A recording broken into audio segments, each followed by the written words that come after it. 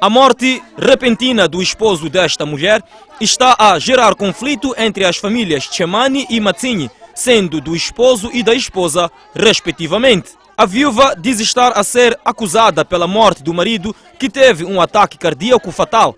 Amigos e familiares da viúva estão inconformados com as acusações alegadamente feitas pela sogra. O dono dessa casa perdeu a vida. E é uma morte que aconteceu de repente. Levaram para o hospital. Quando chegam no hospital, ele já tinha perdido a vida. Investigaram tudo mais, aquele senhor não foi matado, mas a família estava a suspeitar que foi envenenado. Mas aquele senhor não foi envenenado, já foi investigado, foi tudo.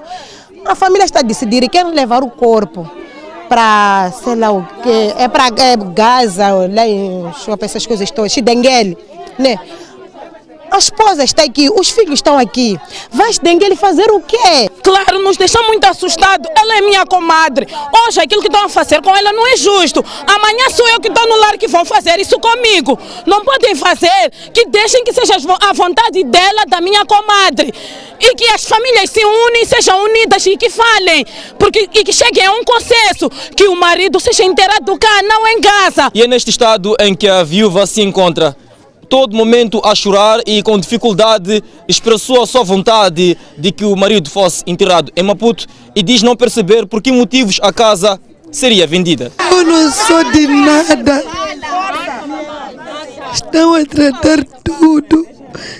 Nem me perguntam nada acerca do meu marido. A última hora só me pediram as roupas só. Nem perguntaram aonde meu marido quer ficar.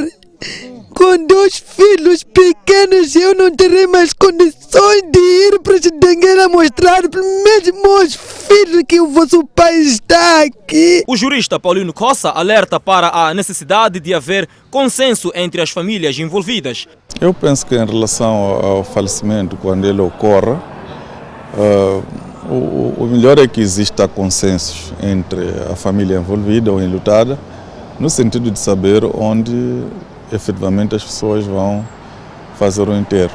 Então, toda a imposição só vem a degradar ainda mais, portanto, a situação de sentimento das pessoas que naquela altura, portanto, se coloca.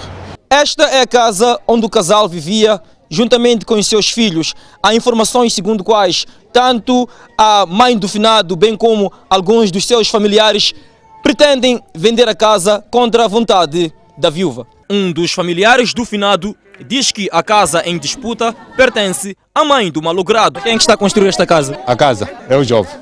Então, tendo este período da vida, será que não é a esposa e os filhos que deviam ficar com a casa? A casa pertence à mãe.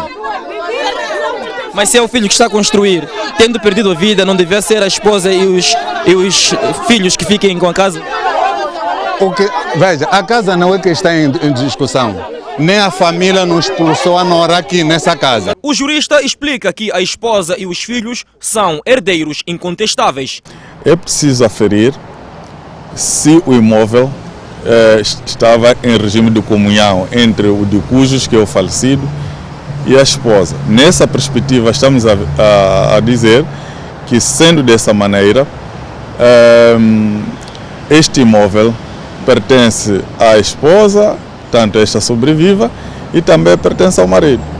A estas pessoas, tanto haveria a legitimidade de dispor do bem. Estando outra pessoa falecida, significa que uma metade fica para a esposa, a outra metade é dos herdeiros. A mãe do malogrado limitou-se a ficar em silêncio. É verdade que a mamãe disse que a casa estaria à venda? Testemunhas afirmam que Micélia Matsinyi e Levi Tchemani eram um casal feliz. Sim, era um casal muito feliz. Era. Minha comadre. Sim, era.